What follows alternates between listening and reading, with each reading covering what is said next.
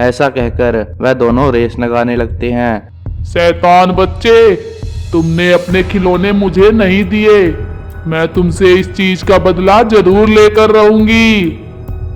एक बार की बात है, एक गांव में एक अमीर सेठ अपनी पत्नी मीरा और अपने बेटे चिंटू के साथ रहता था। चिंटू बहुत ही घमंडी लड़का था। वह अपने पिता की इकलौती संतान था, इसलिए उसके पिता उसकी सारी इच्छाएं पूरी किया करते थे। परंतु वहीं उसकी माँ हमेशा सेठ जी को इस बात के लिए मना करती रहती थी। एक दिन चिंटू अपने पिता से कहता है, पापा पापा, मुझे एक नया खिलौना ला कर दो। मेरे सारे खिलौने पुराने हो गए हैं। अरे बेटा, कल ही तो तुम्हें नया खिलौना ला के दिया है। अरे माँ, वह खिलौने तो मैं पूरे एक दिन खेला हूँ और वह तो पुराने हो गए हैं। चलो पापा, मुझे नए खिलौने ला कर दो। हाँ हाँ बेटा, मैं तुम्हें नया खिलौना लाकर देता हूँ। नहीं, इसके पास बहुत सारे खिलौने पड़े हैं। जब तक वो खत्म नहीं हो जाते, इसको नया खिलौना नहीं ला कर देना है। उनकी यह बात सुनकर चिंटू को बहुत गुस्सा आ जाता है और वह अपने सारे खिलौने लेकर गांव से बाहर चला जाता है उन्हें फेंकने के लिए। तभी वहाँ एक गरीब लड़की आती है और चिंटू से बोलती है, अरे भैया, तुम ये खिलौना क्यों फेंक रहे हो? ये खिलौना मुझे दे दो। चल हट गरीब कहीं की, यह खिलौने मेरे हैं। मैं इन खिलौनों का जो मर्जी वो करूं, परंतु मैं ये खिलौने तुझे नहीं दूंगा। चल भाग जा यहाँ से। ऐसा कहकर वह अपने सारे खिलौने एक कुएं में फेंक देता है और वहां से चला जाता है। उसके जाते ही वह बच्ची एक चुड़ैल में बदल जाती है और बोलती है, शैतान बच्चे, तुमने अपने खिलौने मुझे नहीं दिए। मैं तुमसे इस चीज का बदला जरूर लेकर रहूंगी। उधर चिंटू अपने घर जाता है और अपने पिता से बोलता है, पिताजी पिताजी, देखो मेरे पास एक भी खिलौना नहीं है। अब चलो मुझे नया खिलौना ला कर दिलाओ। वह सब तो मैंने फेंक दिए।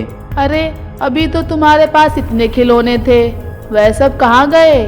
सही तो कह रहा है बेटा, इसके पास एक भी खिलौना नहीं है। चलो बेटा, मैं तुम्हें खिलौने दिलाकर लाता हूँ। पिताजी, मुझे नया एरोप्लेन चाहिए। ठीक है बेटा, मैं तुम्हें नया एरोप्लेन दिलाता हूँ। ऐसा कहकर वह चिंटू को एक नया एरोप्लेन दिला देता है। उधर गांव में रामू नाम का एक गरीब किसान रहता था। उसका बेटा बंटी बहुत मेहनती था। बंटी गांव में माचिस बेचकर अपने घर का गुजारा किया करता था। एक दिन चिंटू अपना एरोप्लेन उड़ा रहा होता है और खूब मजे कर रहा होता है। वहीं बंटी नीचे खड़ा सब देख रहा होता है। तभी चिंटू अपना एरोप्लेन नीचे उतारता है। बंटी चिंटू के पास जाता है और उससे कहता है, अरे भैया, तुम्हारा एरोप्लेन तो बहुत सुंदर है। मुझे भी तुम्हारे एरोप्लेन पे घुमा दो। हट गरीब कहीं के, भाग जा यहाँ से।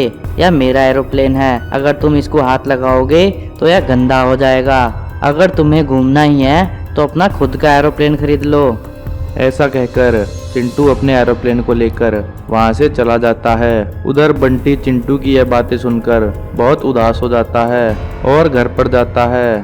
तभी उसके पिता उसकी उदासी का कारण पूछते हैं। तब बंटी अपने पिता को सारी बात बताता है। उसका पिता बोलता है, बेटा, वह अमीर लोग हैं, हमारे पास इतना धन नहीं है कि हम एरोप्लेन खरीद सके। कोई बात नहीं पिताजी, मुझे एरोप्लेन की कोई जरूरत नहीं है। अब यह माचिस गांव में बेचने जा रहा हूँ। यह कहकर बंटी गांव में माचिस बेचने के लिए निकल पड़ता है। वहीं गांव में बंटी को एक घायल सांप पड़ा मिलता है। घायल सांप को देखकर बंटी को उस पर दया आ जाती है और वह उसे उठा लेता है और उसको थोड़ा दूध पिलाता है।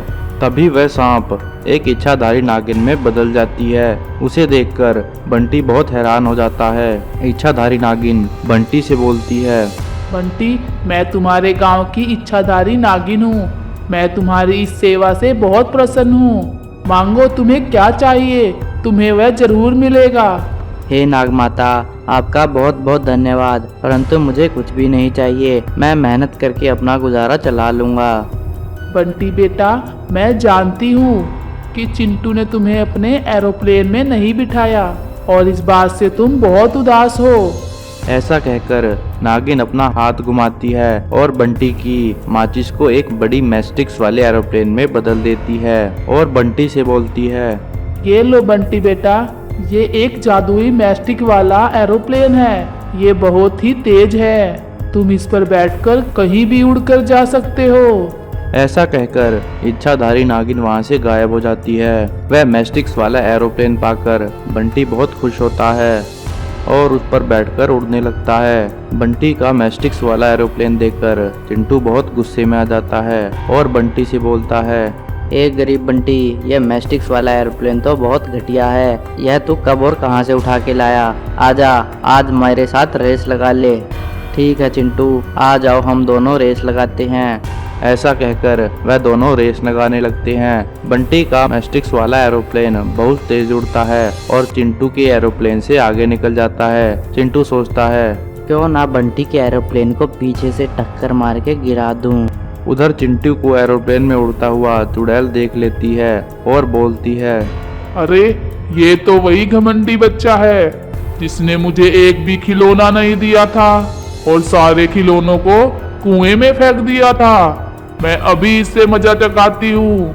ऐसा कहकर चुड़ैल अपनी शक्तियों का वार उसके एरोप्लेन पर करती है। शक्तियां लगते ही चिंटू का एरोप्लेन खराब हो जाता है और वह नीचे गिरने लगता है। चिंटू को गिरता हुआ बंटी देख लेता है और वह गिरते हुए चिंटू को अपने मैस्टिक्स वाले एरोप्लेन में बिठा लेता है और उसे सुरक्षित नीचे ले आता है। चिंटू बंटी से बोलता है, धन्यवाद बंटी, तुमने मेरी जान बचाई। मैं तुमसे अपनी गलतियों के लिए माफी मांगता हूँ। आज से हम दोनों दोस्त रहेंगे।